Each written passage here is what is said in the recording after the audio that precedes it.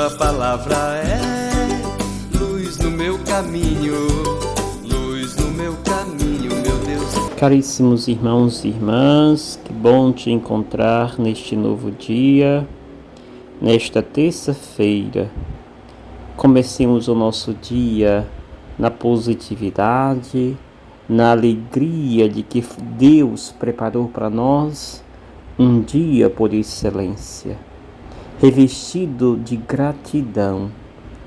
Gratidão pelas maravilhas que Ele realiza em nossa vida, ao nos despertar cada manhã com despertar amoroso e carinhoso, e nos dar um dia de presente para viver com intenso zelo, e esta gratidão que deve ser inerente a cada cristão, a cada um de nós. Hoje nós lembramos a festa de São Francisco de Assis. Com apenas 44 anos de idade, em 3 de outubro de 1226, morria no chão nu da Porciúncula de Santa Maria dos Anjos, nas proximidades de Assis, o autêntico arauto da perfeição evangélica, Francisco de Assis. Com a idade de 24 anos, tinha se despojado de tudo, riquezas, ambições, orgulho e até da roupa que usava, para desposar a senhora pobreza e repropor ao mundo em perfeita alegria o ideal evangélico de humildade, pobreza e castidade.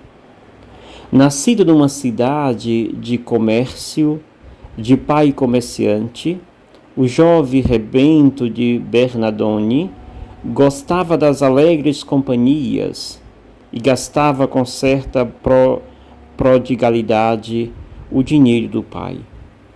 Aos 20 anos, quis alistar-se como cavaleiro do exército de Gautieri de Brienne, que combatia pelo Papa.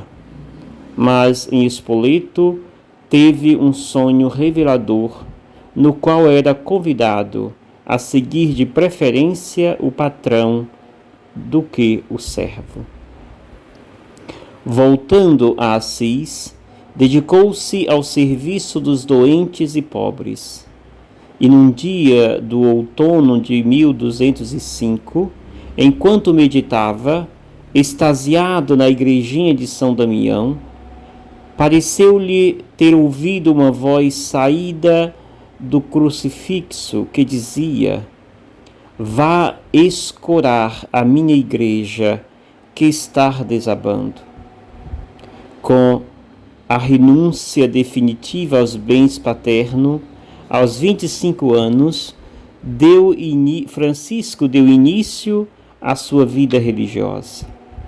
Na primeira etapa, vemos Francisco em hábito de eremita, vivendo solitário e errante, até que uma frase luminosa do Evangelho impeliu à pregação e à constituição do primeiro núcleo da Ordem dos Frades Menores, cuja regra foi aprovada pelo Papa Inocêncio III. Esse segundo capítulo da vida do santo é caracterizada por intensa pregação e incessantes viagens missionárias, para levar aos homens, frequentemente armados uns contra os outros, a mensagem evangélica de paz e bem. Após ter se aventurado a uma viagem à Terra Santa, à Síria e ao Egito, em 1220, voltou para a Síria, Assis, e tratou de pôr em ordem a própria casa, redigindo a segunda regra, aprovada pelo Papa Honório III.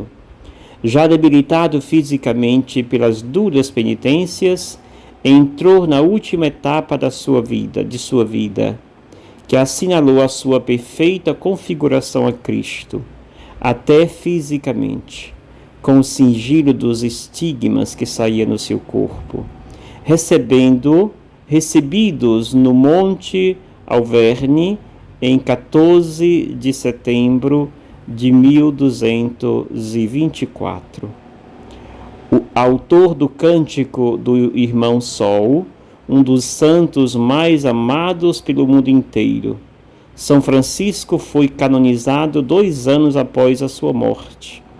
Em 1939, o Papa Pio XII tributou um ulterior reconhecimento oficial ao mais italiano dos santos e mais santo dos italianos, proclamando São Francisco como padroeiro principal da Itália.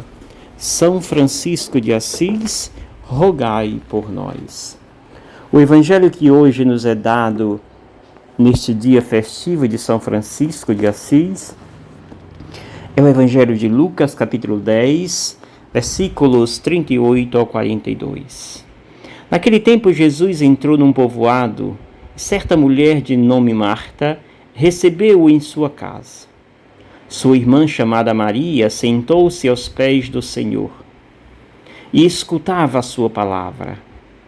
Marta, porém, estava ocupada com muitos afazeres.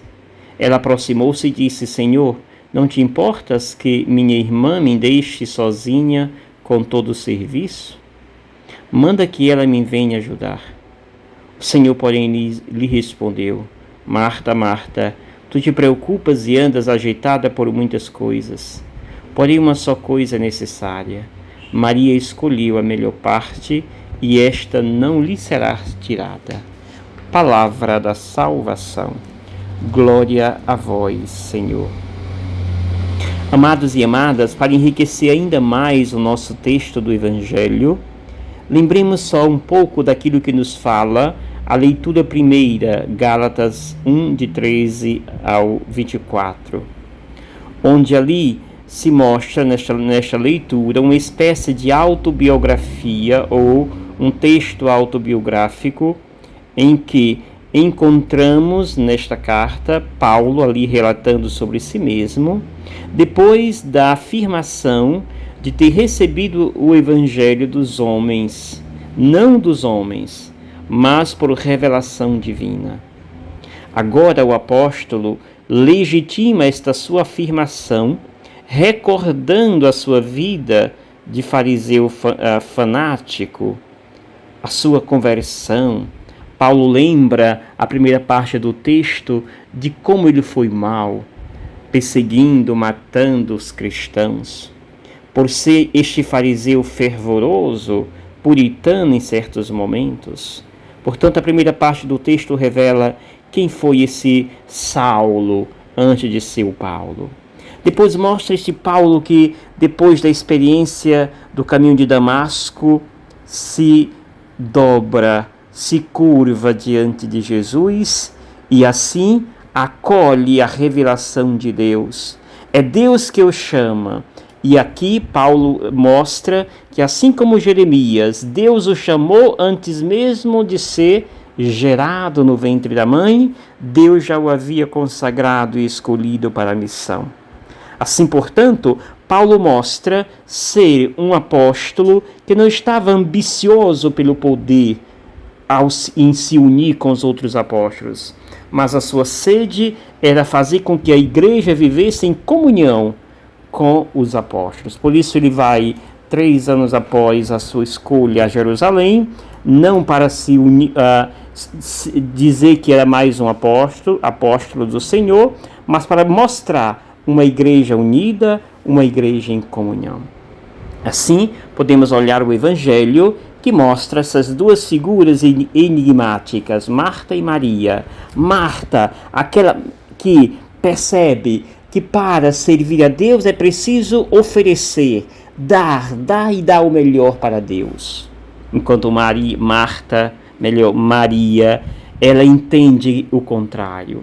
Servir a Deus é receber receber o máximo possível, receber a palavra de Deus por meio da escuta, por meio do silêncio, por meio da vigilância.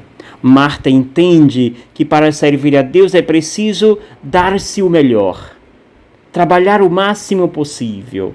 Que aqui o evangelista não discrimina, não condena a ação de Marta, mas dá o devido lugar a ela.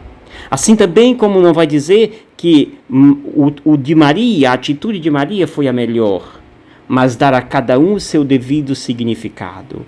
Maria é aquela que descobre que para servir a palavra de Deus é preciso estar atento e dar ouvido todo a esta palavra.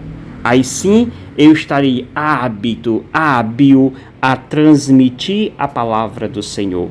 Por isso Jesus diz a Maria, para Marta: Marta, Marta, Maria escolheu a melhor parte e esta não lhe será tirada. Amados e amadas, se quisermos servir intensamente a Deus, sejamos homens da escuta. Sejamos homens e mulheres do silêncio, meditemos. Eu sempre repito nestas reflexões a importância do aprender a meditar. Maria, neste evangelho, nos ensina a privilegiar a escuta, o silêncio, a meditação. Que o Senhor te abençoe, em nome do Pai, do Filho e do Espírito Santo. Amém. Gratidão.